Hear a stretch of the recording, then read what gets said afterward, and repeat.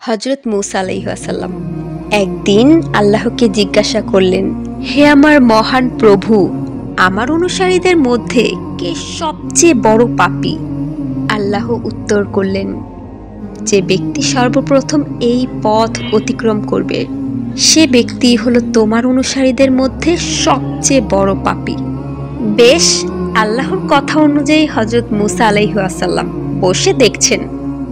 কিছুক্ষণ পর দেখলেন এক ব্যক্তি ছোট্ট একটি ছেলেকে কোলে করে পথ অতিক্রম করছে। তাৎক্ষণিক হযরত মূসা আলাইহিস সালাম বুঝে ফেললেন, এই তো সেই বড় পাপী। তারপর মূসা আলাইহিস সালাম পুনরায় কৌতূহলী হয়ে আল্লাহকে বললেন, হে মহান প্রভু, এখন আমাকে সবচেয়ে নেককার মানুষটিকে দেখান। আল্লাহ বলেন, সূর্য ডুবার সাথে সাথে যেই লোকটি তোমার পূর্ব স্থান দিয়ে চলে যাবে সেই হলো সবচেয়ে নেককার। তারপর হযরত মূসা আলাইহিস সালাম সূর্য ডুবার বেশ আগের থেকেই বসে রইলেন। যেই সূর্য ডুবছিল দেখলেন সে সকালের ওই যে ব্যক্তি ছোট্ট ছেলেকে কোলে করে ফিরে যাচ্ছেন।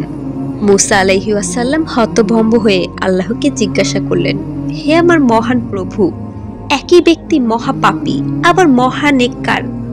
আল্লাহ বলেন, হে মূসা, সকালে যখন এই ব্যক্তি ছেলেকে সাথে নিয়ে তোমাকে অতিক্রম করে জঙ্গলে প্রবেশ করলো, তখন কোলের ছেলেটি বাবাকে প্রশ্ন করেছিল, বাবা, এই জঙ্গল কত বড়? বাবা উত্তরে বলেছিল, অনেক বড়। ছেলে আবার প্রশ্ন করলো, বাবা, জঙ্গল থেকে কি বড় কোনো কিছু আছে?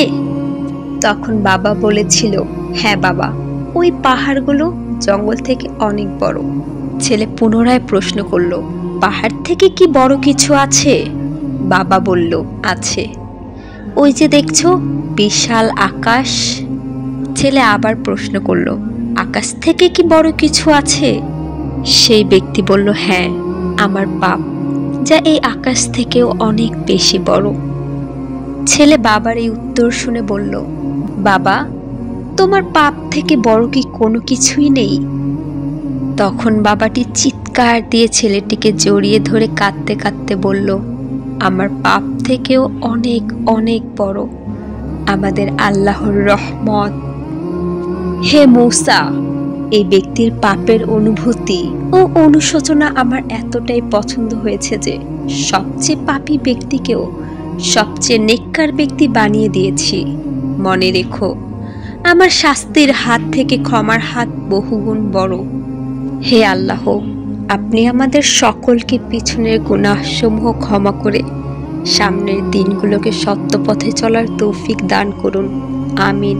রাসূল করিম সাল্লাল্লাহু আলাইহি ওয়াসাল্লাম বলেন, আল্লাহ ওই ব্যক্তির চেহারা উজ্জ্বল করে দেন যে আমার কোনো হাদিস শুনেছে অতঃপর অন্যের কাছে পৌঁছে দিয়েছে। আবু দাউদ।